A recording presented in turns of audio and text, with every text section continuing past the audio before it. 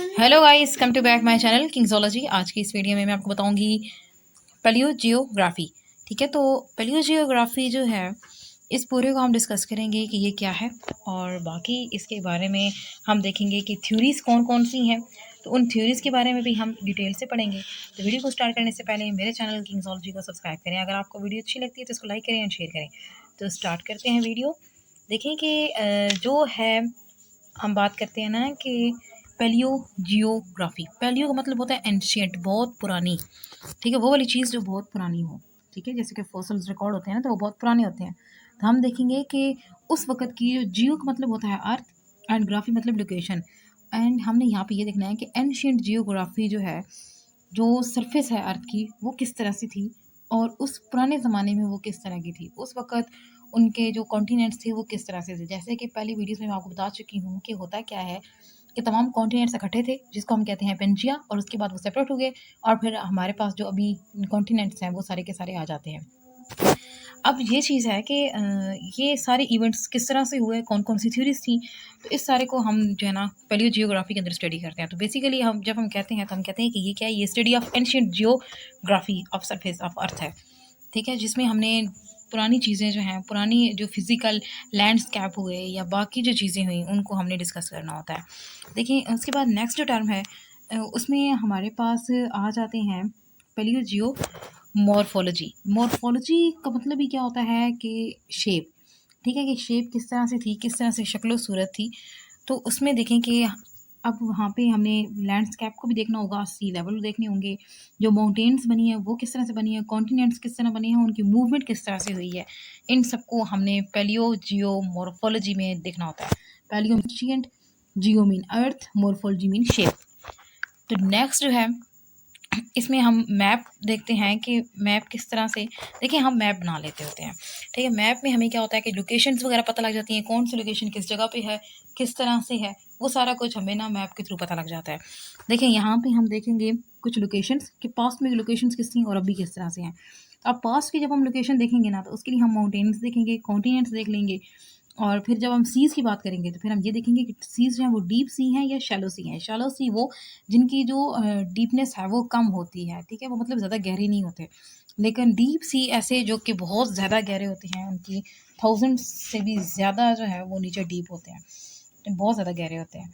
तो ये सारा कुछ जो है ना वो हम इसके अंदर देखते हैं। इसके अलावा एक और टर्म होती है जिसको हम क्या कहते हैं कि ये क्या है, ये पैलियोमैग्नेटिज़्म है। देखिए, पैलियोमैग्नेटिज़्म में क्या होता है कि हम जो रॉक्स होते हैं ना, जितनी भी प्रिजर्व्ड रॉक्स होंगे उन सबको क्या करेंगे, स्टडी कर लेंगे, और उनसे हमें जो अर्थ के जो पोल्स हैं, ठीक है, उनके बारे में पता लग जाएगा। और जो हम देखेंगे, कहते हैं ना कि ये इस तरह से अगर अर्थ है, तो अर्थ जो होती है, ठीक है, चाहे वो इस तरह से चाहे वो इस तरह से, देखिए ये जो होता है ना, यहाँ पे जो उसके पोल्स हैं, ठीक है, एक्वेटर होता है अर्थ का। तो उसमें क्या होता है कि वहाँ पे जो हमें रॉक्स मिलते हैं उनमें हम क्या देखते हैं, उसकी स्ट्रेंथ देख लेते हैं कि कितनी स्ट्रेंथ है उसकी। मतलब जिस तरह मैग्नेट नहीं होता, बिल्कुल सेम उन मैग्नेट्स की देख लेते हैं। तो इस तरह से जैसे ही हम वो देखते हैं, तो उससे भी हमें काफ़ी ज़्यादा अंदाज़ा हो जाता है कि इतनी स्ट्रेंथ के यहाँ पे ना स्टोन्स हैं, तो वो कहाँ से किधर मूव करके गए, तो अभी उनकी जो स्ट्रेंथ है वो कितनी है। इस तरह आप नॉर्थ एंड साउथ देखते हो पोजीशन, तो वहाँ पे आप लैटिट्यूडनल जो पोजीशन है ना वो देख लेते हैं, एंड ईस्ट वेस्ट पे जो है ना वो हम लॉन्गिट्यूडनल जो है वो पोजीशन देख रहे होते हैं। तो ये सारा कुछ जो है ना वो हम इसमें देखते हैं।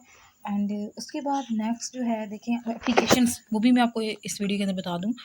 तो जो एप्लीकेशंस हैं उसके बाद फिर हम आगे फर्दर स्टोरीज जो है ना वो स्टार्ट करेंगे कि किस तरह से कौन कौन सी थ्योरीज जो थी वो एक्सप्लेन की गई थी। जो पहली एप्लीकेशन होती है कि हम पहली जियोग्राफी को पढ़ते क्यों हैं। देखिए, इससे हमें पेट्रोलियम की बड़ी ना नॉलेज मिल जाती है कि ये पेट्रोल किस जगह पे है, कहाँ से हमें पेट्रोलियम मिलेगा, उसके बाद भी हम रिफाइन करके अपने पर्पज़ के लिए यूज़ करेंगे। जैसे कहते हैं ना वो तेल के कुएँ, ठीक है, तो वो मिट्टी का तेल और उसमें से वो चीज़ें निकालना और वो सारा कुछ, ठीक है, वो चीज़ आ जाती है। एवोल्यूशनरी डेवलपमेंट के बारे में पता लगता है, कॉन्टिनेंट्स की डेवलपमेंट के बारे में पता लगता है, टेक्टोनिक प्लेट की मूवमेंट जो है वो किस तरह से हुई है उसके बारे में हमें इन्फॉर्मेशन मिल जाती है। हमें पेंजिया का जो है आइडिया होता है, हमें रॉक्स एंड फॉसिल्स वगैरह मिलते हैं, उनसे हमें काफ़ी सारी चीज़ें मिलती हैं। एंड मैप बनाने में हमें बड़ी ईजी होती है, ये जो हमने बोला है ना पैलियो जियोग्राफिक मैप, ठीक है, ये जो ऊपर मैप था, तो ये भी हमें ना उसी से हेल्प हुई है और हमने बनाया है। एंड साथ में जो है हमें इससे सेडिमेंट्री जो बेसन्स वगैरह होते हैं उन सब की नॉलेज मिलती है। पास्ट लोकेशंस के बारे में पता है कि कहाँ पे माउंटेन थी, कहाँ पे लैंड्स थे, कहाँ पे शैलो सी थे, डीप सी, वो सारा कुछ हमें पता लग जाता है। तो अभी नेक्स्ट जो है वो हम देखेंगे थ्योरीज। तो देखें बेसिकली जो है ना यहाँ पे 3 थ्योरीज जो हैं वो उनको एक्सप्लेन किया गया। तो जो फर्स्ट है वो है कॉन्टिनेंटल ड्रिफ्ट। कॉन्टिनेंटल ड्रिफ्ट जो थ्योरी है ये सबसे मानने वाली थ्योरी है, इसको बहुत लोग मानते हैं और इसको दिया था अल्फ्रेड वेगनर ने 1912 में। एंड इसमें जो है उसने कॉन्टिनेंट्स के बारे में बताया था और उसने ये कहा था कि टोटल जो कॉन्टिनेंट्स हैं, ठीक है, वो 7 है। लेकिन एक बड़ा कॉन्टिनेंट था जिसका नाम पेंजिया है, उसके बाद वो ब्रेक डाउन हुआ पीसेस में और फिर वो मतलब डिफरेंट लोकेशन पे मूव कर गए, जो कि हमें आजकल करंट मतलब नज़र आती हैं। तो वहाँ पे मूव कर गए थे। जैसे कि अगर ये अर्थ है ना, ठीक है, तो अर्थ में वो कहता है कि इस तरह से ना ये पेंजिया के फॉर्म में ये सारी चीज़ें यूँ इकट्ठी थी। फिर उसके बाद क्या हुआ, इसमें ब्रेक डाउन हुई, ये नॉर्थ अमेरिका बन गया, ये साउथ अमेरिका बन गया, ये कॉन्टिनेंटल हो गया, ये अफ्रीकन हो गया, ये ऑस्ट्रेलियन हो गया। ठीक है, तो इस तरह से ना मतलब वो उसके कॉन्टिनेंट्स बने, ठीक है, और उनकी डिवीज़न हुई और वो सेपरेट हो गए ऑन द अर्थ और वहाँ से मूव कर गए। अभी हम इसके एविडेंस देखते हैं कि इसने कौन कौन से एविडेंस दिए हैं अपनी स्टोरी, अपनी थ्योरी को एक्सप्लेन करने के लिए। तो सबसे पहला ये था कि माउंटेन रेंज की फॉर्मेशन जो थी उसका सबसे पहला एविडेंस उसने दिया था। उसने बोला था कि यहाँ मैंने डिफरेंट तरह की रॉक्स ली हैं, ठीक है, एटलांटिक ओशियन है ना, ठीक है, इस तरह से आप देखें कि ये यहाँ पे ना एक ओशियन है अटलांटिक, ठीक है, उसकी इस तरफ भी है माउंटेन्स हैं और इस तरफ भी माउंटेन्स हैं। उसने यहाँ से भी रॉक्स ले लिए थे, यहाँ से भी रॉक्स ले लिए थे। लेने के बाद उसने कहा कि मैंने उन दोनों के रॉक्स जो हैं उनको मैच करने की कोशिश की है, उनकी कंपोजिशन मैच की है, उनकी कुछ स्ट्रक्चर्स वगैरह मैच किए हैं और मुझे ये पता लगा है कि जो दोनों हैं वो मैच करते हैं। मीन्स कि ये एक टाइम पे इकट्ठे थे, ठीक है, ये दोनों इकट्ठे एक जगह पे थे, ठीक है, तो इससे ये साबित होता है कि ये सारे कॉन्टिनेंट्स हैं वो इकट्ठे हैं। इसी तरह फिर उसने ये जो यूनाइटेड स्टेट, कनाडा हो गया, नॉर्वे, ठीक है, एंड आयरलैंड, ये ग्रीनलैंड, इन सब के से माउंटेन रेंजेस जो थी उनको देखा, उनकी कंपोजिशंस जो थी रॉक्स की वो उसने मैच की और उसने कहा कि एक सिंगल माउंटेन रेंज थी जो कि बाद में डिवाइड हुई और उसको कहते हैं ये क्या है, ये कॉन्टिनेंटल ड्रिफ्ट है, ठीक है, कॉन्टिनेंट्स की मूवमेंट है। नेक्स्ट जो है वो आ जाता है फॉसिल्स ऑफ एनिमल्स। एनिमल्स के ज़ाहिर सी बात, जब उसने रॉक्स वगैरह कलेक्ट की डिफरेंट कॉन्टिनेंट्स की तो उसको ना वहाँ पे बहुत सारे फॉसिल्स भी मिले। एनिमल्स के फॉसिल्स उसको मिले हैं और वो तकरीबन मिलते जुलते थे, ठीक है, वो मिलते जुलते थे और ऐसा लग रहा था जैसे वो पहले ना एक ही एरिया में एक ही जगह पे रहते थे। जैसे कि मैसोसॉर्स एक रिप्टाइल था वो मिला है, वो बहुत पुराना है। और एक ग्लोसोपिटेरस है। ग्लोसोपिटेरस आप ये कहें कि एक पौधा है, सीड फर्न है, वो उसको मिला। एंड साथ में जो है ये प्लांट्स की भी बात, ठीक है, प्लांट्स के भी उसको फॉसिल मिले थे। तो यहाँ पे उसको ना सीड फर्न यानी ग्लोसोपिटेरस उसको मिला है और ऊपर जो है वो इसको मैसोसॉर रिप्टाइल्स वगैरह जो है ना वो भी मिली हैं। तो बहुत सारी ऐसी चीज़ें उसको मिली हैं जिसकी वजह से वो कहते हैं कि वाक़या में ये पहले पेंजिया था और उसके बाद डिवाइड हुआ है, क्योंकि वो फॉसिल सारे एक दूसरे से मिलते जुलते थे, उनकी कंपोजिशन, उनकी बाकी स्ट्रक्चर्स मिलते थे। मीन्स कि वो एनिमल्स, प्लांट्स एक दूसरे से बहुत मिलते जुलते थे। तब उसने कहा कि ये पहले एक ही जगह पे रहते थे, फिर सेपरेट हो गए और उनके फॉसिल्स बने और फिर वो हमें मिले हैं। उसके बाद देखेंगे कि ग्रूव्स, ग्रूव्स एंड रॉक्स। देखें ग्रूव्स क्या है कि जो एंशियंट ग्लेशियर्स थे, ठीक है, ग्लेशियर्स थे और वो आपको पता है कि एक्वेटर के करीब जो है ना, एक्वेटर के करीब वहाँ पे ये ग्लेशियर्स बनते हैं। एक्वेटर मैं आपको बताऊँगा कि इस तरह से होता है। ये जो है ना, ये एक्वेटर है। तो ये वाली जगह यहाँ पे सनलाइट कम होती है और यहाँ पे भी सनलाइट कम होती है। इस वजह से यहाँ पे बहुत ज़्यादा जो है बर्फ़ होती है, बहुत ठंड होती है। इसको हम कहते हैं एक्वेटर। तो वहाँ पे ये ग्रूव्स थे। ग्रूव्स आप ये कहूँ कि जो है, जो उसके पोल्स हम कहते हैं अर्थ के, ठीक है, उन पोल्स में जो है वहाँ पे ग्लेशियर्स बने। फिर उसके बाद वो ग्लेशियर्स ख़त्म हुए, फिर बने, फिर ख़त्म हुए। तो ये काफ़ी ज़्यादा चीज़ें थी। और पता है जब ग्लेशियर है ना, जैसे हम देखते हैं कोई भी चीज़ आपने सेव करनी होती है तो हम कहते हैं कि इसमें बर्फ़ जमा दो, ये सेव रहेगी। जैसे कि अगर फॉर एग्ज़ाम्पल कुर्बानी का गोश्त वगैरह है या कोई और इस तरह मीट है, तो आप उसको सेव करने के लिए क्या करते हो, उसमें आइस जो है ना वो जमा देते हो, बर्फ़ जमा देते हो। तो बिल्कुल सेम क्या हुआ कि जब ये ग्लेशियर्स थे, ठीक है, तो इन ग्लेशियर्स में जो एनिमल्स वहाँ पे उस वक़्त रहते थे, तो जब ये ग्लेशियर बने और उस वक़्त क्या हुआ कि ये एनिमल्स जो थे ये उनके अंदर कैद हो गए, ठीक है। जैसे मैमथ एक है, एक एनिमल है एलिफेंट की तरह का, तो वो मिला है, उसका पूरा का पूरा फॉसिल मिला और बिल्कुल ठीक, उसकी स्किन, उसको सब कुछ ठीक था, क्योंकि वो आइस के अंदर सेफ था।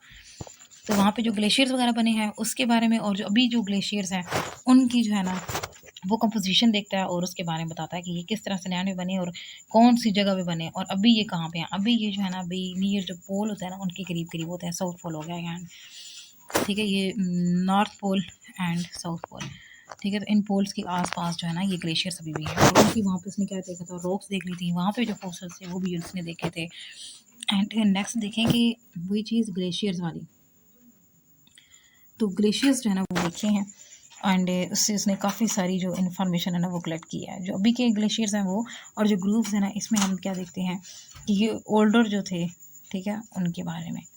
और साथ में हम देखेंगे कोरल रीफ्स। देखिए जो कोरल रीफ है ना, कोरल रीफ आपको पता है कि ऐसे समुद्र के अंदर ना बहुत ज़्यादा बनते हैं, ठीक है। पूरा पूरा ना उनके जिस तरह वो नहीं होता, इस तरह पूरे पूरे ना वो बने हुए होते हैं, ठीक है, उनके साइड पे ऐसे। तो ये कोरल रीफ्स की जमा होने से वजह बनते हैं और उनमें पता है आपको कैल्शियम ज़्यादा होता है, मैग्नीशियम ज़्यादा होता है। तो फिर उनके जो शेल्स होते हैं वो इकट्ठे होते रहते हैं, होते रहते होते रहते हैं, पूरे पहाड़ माउंटेन्स वगैरह बन जाते हैं। तो कोरल रीफ से भी उसको काफ़ी सारे फॉसिल्स मिले हैं, काफ़ी सारी कंपोजिशन उसने चेक की हैं, तो उससे भी उसको अंदाज़ा हुआ है कि वाकई में ये पहले इकट्ठे थे, अभी फिर बाद में सेपरेट हुए हैं। इसी तरह जो कोल फार्मिंग है, ठीक है, कोल फार्मिंग स्वैम्प्स ऐसे हम कहते हैं, अब ये कहें ऐसे कुएँ, ठीक है, जहाँ से तेल निकाला जाता है, तो वो भी सॉलिड क्रस्ट के अंदर वाली साइड पे। तो उससे भी काफ़ी अंदाज़ा होता है कि ये सारे के सारे इकट्ठे थे जब डायनासोर्स वगैरह होते थे और वो सारे मूव करते थे इसके ऊपर, तो ये सारे इकट्ठे रहते होते थे। फिर ये कॉन्टिनेंटल ड्रिफ्ट हुई, जितनी भी ज़मीन है वो टूट गई पीसेस में और फिर उनकी डेथ हो गई थी और वो सारे के सारे दुनिया से ख़त्म हो गए थे। तो ये चीज़ है।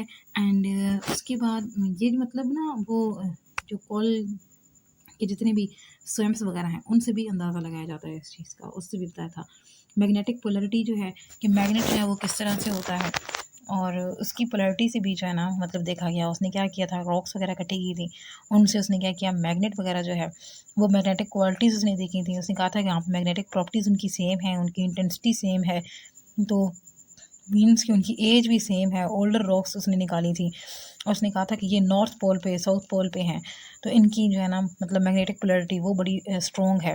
तो फिर यहाँ पे कुछ उसने बनाई थी अजम्पशंस बनाई थी। सबसे पहले उसने ये कही थी कि या तो कॉन्टिनेंट्स फिक्स है, पोल जो है वो मूव कर गए हैं। देखें इस तरह से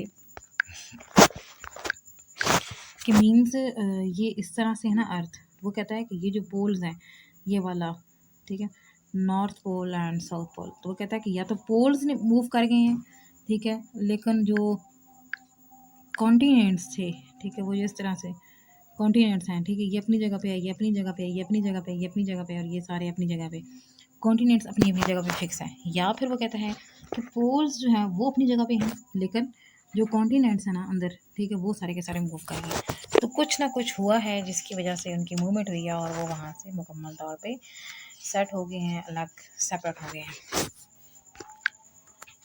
तो नेक्स्ट जो है देखिए यहाँ पे हम देखेंगे magnetic polarity and different continents with the different rocks. पहले उसने क्या कहा था, पहले उसने जो है ना सेम कॉन्टिनेंट्स की जो है मैग्नेटिक पोलैरिटी देखी थी कि एक कॉन्टिनेंट की पोलैरिटी जो है वो किस तरह से होगी, ठीक है। अगर ये अर्थ है तो उसमें एक जो कॉन्टिनेंट है उसकी पोलैरिटी किस तरह से होगी। अब वो क्या कर रहा है कि अब वो ना अर्थ के डिफरेंट कॉन्टिनेंट्स, ठीक है, चाहे वो न्यू आर्कटिक है, ओरिएंटल है, ऑस्ट्रेलियन है, अफ्रीकन है, तो उन सब की पोलैरिटी जो है ना आप देखने को बता रहा है। तो उनकी जो रॉक्स है उनकी पोलैरिटी उसने देखी है। और फिर यहाँ पे भी उसने वही एजम्पशन बनाई थी जो कि उसने पहले में बनाई थी कि या तो पोल्स मूव कर गए हैं या फिर कॉन्टिनेंट्स मूव किए हुए हैं या इन दोनों ने मूव किया। और ये जो अभी इनकी लोकेशन है ये करंट लोकेशन है। नेक्स्ट थ्योरी जो है वो है प्लेट टेक्टोनिक। देखें कि प्लेट टेक्टोनिक ये दूसरी थ्योरी थी जो एक्सप्लेन की गई थी अर्थ के बारे में कि अर्थ किस तरह से, उसके कॉन्टिनेंट्स किस तरह से बने हैं, अर्थ की जो भी करंट लोकेशन है अकॉर्डिंग टू देयर कॉन्टिनेंट, तो वो किस तरह से है, वो सारा कुछ जो है ना वो फिर उसके एक्सप्लेनेशन में एक तो कॉन्टिनेंटल ड्रिफ्ट थ्योरी दी गई थी, वो सबसे ज़्यादा मानी जाती है। उसके बाद प्लेट टेक्टोनिक जो थ्योरी है ये इसको भी एक्सप्लेन किया गया कि इसकी वजह से शायद जो है ना वो अर्थ बनी है। देखें इसमें क्या था कि प्लेट्स की बात की जा रही है। प्लेट्स जो है वो इस तरह से कि अगर ये अर्थ है ना, ठीक है, तो उसके ऊपर ना एक प्लेट यहाँ पे है एंड चलिए डिफरेंट कलर से शो करते हैं। तो एक प्लेट जो है ना वो यहाँ पे है, इसी तरह इधर वो नॉर्थ अमेरिका, साउथ अमेरिका हो गया, ठीक है ये चीज़। एंड इस साइड पे ना हम कह देते हैं कि ये जो है ना ऑस्ट्रेलियन प्लेट है। और इसी तरह से टोटल जो थी वो 7 थी, तो उनके बारे में जो है ना यहाँ पे एक्सप्लेन किया गया था, ठीक है। जैसे ना अब यहाँ पे ब्लू बना दें और इसी तरह से एक और जो है, ठीक है, ये ओरिएंटल बना दें। तो इस तरह से ना ये सारी की सारी जो है वो एक्सप्लेन की गई थी कि इस तरह से सारी की सारी जो है वो प्लेट्स जो है बनी है। लेकिन देखें अब ये जो प्लेट्स आपको नज़र आ रही हैं ये पूरी की पूरी अर्थ के ऊपर हैं और टोटल 7 है। अब यहाँ पे ये जो प्लेट टेक्टोनिक है ये बताती है कि प्लेट्स ऑफ अर्थ जो है वो किस तरह की हैं, उनकी जो लोकेशन है वो किस तरह से है और वो क्यों बनी है। एंड इनका ये था कि एक बहुत बड़ा मास लैंड था, वो सारा का सारा जुड़ा हुआ था और उसके बाद वहाँ पे बहुत ज़्यादा वल्केनोज आए, जिसकी वजह से वो वहाँ से मूव कर गई ये प्लेट्स जितनी भी थी, ठीक है। ये जितनी प्लेट्स हैं ना ये यहाँ से मूव कर गई हैं और इनकी मूवमेंट की वजह से क्या हुआ है कि ये बहुत दूर दूर चली गई हैं। और एक प्लेट जो है, ठीक है, फॉर एग्जाम्पल ये एक प्लेट है ना, तो इस प्लेट की जो थिकनिंग है, ठीक है, डाउन द अर्थ, तो वो तकरीबन जो है वो 50 माइल्स उन्होंने बताई थी। और उसके नीचे फिर आगे ना उसकी फर्दर जो बाउंड्रीज़ होती हैं अर्थ की वो स्टार्ट हो जाती हैं। तो ये सारा कुछ जो है वो एक्सप्लेन किया गया था प्लेट टेक्टोनिक के अंदर। एंड इसमें प्लेट बाउंड्री वल्केनोज जो हैं उनकी बहुत ज़्यादा एग्जांपल दी गई थी। तो आपको प्लेट टेक्टोनिक की समझ आ गई है। अब हम देखेंगे कि इस थ्योरी में जो है ना वो कौन सी चीज़ जो है वो ज़्यादा एक्सप्लेन की गई। देखिए यहाँ पे ये कहा गया था कि अर्थ सरफेस थी वो ब्रेक डाउन हो गई और उसके बाद उसके जो पीसेज हुए ना, ठीक है, वो शिफ्टिंग स्लैब्स की तरह थे या फिर प्लेट्स की तरह थे, जो कि 50 माइल या 70 माइल वो थिक थे और उसके बाद उन्होंने मूव किया और वो एक दूसरे से दूर होते गए और काफ़ी टाइम तक ना वो इसी तरह दूर रहे। एंड अभी जो उनकी करंट लोकेशन है वो इसी तरह से है। फिर उसके बाद हम ना बताएंगे कि प्लेट टेक्टोनिक बाउंड्री वल्कानस के बारे में, कि वल्केनोस जो है वो इसका एविडेंस देते हैं कि ये किस तरह से हुआ। देखें एक्टिव वल्केनो, एक एक्टिव वल्केनो होगा, ठीक है, और एक नॉन एक्टिव होगा। एक्टिव का मतलब होगा कि वो वाला वल्केनो जो भी चल रहा है, ठीक है, जो अभी भी है। और कुछ वल्केनोस ऐसे हैं जो कि अभी नहीं है, पहले मौजूद थे। एक्टिव वल्केनो जो हैं वो लोकेटेड हैं एक बाउंड्री में और शिफ्टिंग प्लेट्स की ना पूरी पूरी बाउंड्री जो है वहाँ पे वो लोकेटेड है। तो उन वल्केनोस से भी हिसाब लगाया गया है कि शायद जो है इन वल्केनोस की वजह से जो है ना ये सारा काम हो रहा है। और उन्हीं एक्टिव वल्केनोस को हम रिंग ऑफ फायर भी कहते हैं, क्योंकि ये पूरी की पूरी जो रिंग ऑफ फायर है और इन्होंने ओशन बेसन जो है उसको पूरे को कवर किया हुआ है। जैसे देखें कि अगर ये अर्थ है ना, ठीक है, तो इस अर्थ के अंदर ये जो इस तरह से कॉन्टिनेंट है तो उनके इर्द गिर्द उन्होंने क्या किया हुआ है, जितने वल्केनोज हैं, ठीक है, वल्केनोज ने यहाँ पूरे रिंग बनाया हुआ है, ठीक है, यहाँ पे वल्केनो होगा, यहाँ पे होगा, यहाँ पे होगा, यहाँ पे होगा, इधर इधर ऐसे ना डिफरेंट डिफरेंट लोकेशन पे वो प्रेजेंट होंगे। तो पूरे ये सारे के सारे एक्टिव हैं और सारे के सारे पूरी बाउंड्रीज़ के अलाउंड हैं, प्लेट्स के अराउंड हैं। और इस तरह से हम इनको एक्टिव वल्केनो भी कहते हैं। और ये क्या है, ये जो पैसिफिक ओशियन है ना, ठीक है, उसके बेसन से रिलेटेड है। तो इनका पूरा रिंग ऑफ फायर जो है वो प्रेजेंट है। तो ये भी इसका एविडेंस में आ जाता है कि शायद इस वजह से प्लेट टेक्टोनिक हुई है, ठीक है, यानी कि प्लेट्स की मूवमेंट हुई है। अब हम देखेंगे वल्केनोस के बारे में कि उन्होंने बोला था इंट्रा प्लेट वल्केनोस। जैसे अगर जो है ना देखें अगर ये वाली इस तरह से प्लेट है तो उसके अंदर जो है ना अंदर इनर साइड पे जो वल्केनो है उसको कहा गया था इंट्रा प्लेट वल्केनो, क्योंकि ये प्लेट्स के अंदर थे। एंड इसको ना ये जो अब लैंड बनाया है जिन्होंने, ठीक है, वो है होवियन। होवियन आइसलैंड जो है वो इसकी एग्जांपल है, क्योंकि वहाँ पे क्या था कि इस तरह से फॉर एग्जांपल ये अगर प्लेट है ना इस तरह से, ठीक है, ये आप समझ लीजिए पूरी की पूरी प्लेट है एक। उस प्लेट की जो इनर साइड पे होता है, ठीक है, हम कहते हैं ना लावा जो है वो ज़मीन के अंदर से निकलता है। तो अब सेम बिल्कुल इसी तरह से हुआ कि जो लावा था वो इसके अंदर से जो है ना वो सारा जमा हुआ था, ठीक है। तो इसको हम कहते हैं इंट्रा, मतलब प्लेट के इनर साइड पे जो लावा है ना उसको कहते हैं। और उसकी वजह से एक पूरा लैंड बना है जिसका नाम है होवियन आइसलैंड, ठीक है।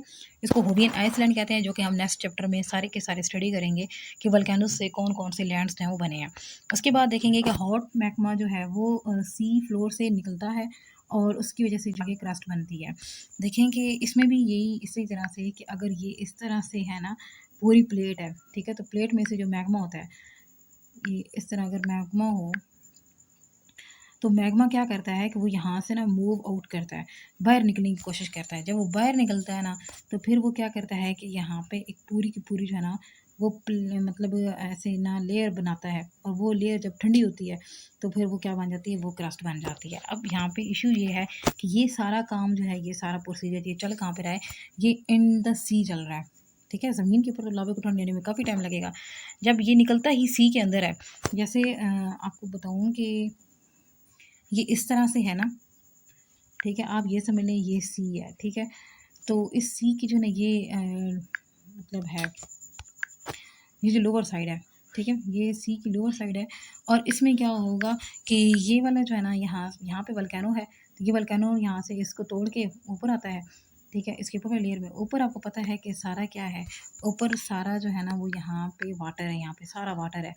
तो वाटर की वजह से क्या होता है, ये कूल डाउन हो जाता है, और कूल डाउन होने की वजह से ये भी क्या बन जाता है कि ये क्रस्ट का पार्ट बन जाता है। इस तरह से क्रस्ट जो होती है उसमें इजाफा हो जाता है। तो ये हॉट मैग्मा जो है ना, इसकी वजह से बहुत सारी क्रस्ट जो है वो न्यू बन रही है। साथ में जो कहते हैं कि जो मूवमेंट है कॉन्टिनेंट्स की, वो इसी की वजह से हो रही है।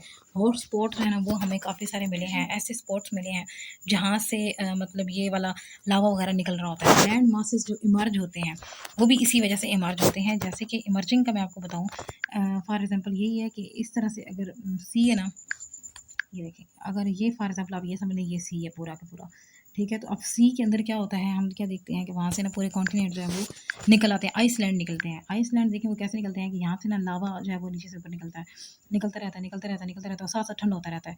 जब लावा निकलते निकलते निकलते निकलते यहाँ पे पीक तक पहुँच जाता है, ठीक है, और ऊपर से वो ठंडा भी हो रहा है, ठीक है। जब वो ठंडा हो जाता है तो वो क्रस्ट का पार्ट बन जाता है, इसको हम ग्रीन से शो कर लेते हैं।